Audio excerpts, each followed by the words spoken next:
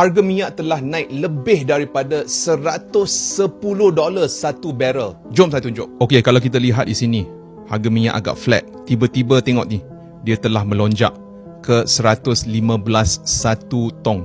Dan antara punca ini berlaku adalah peperangan, di mana fasiliti minyak di Iran telah diserang baru-baru ini. Tetapi bagaimana ianya boleh impak kita di Malaysia?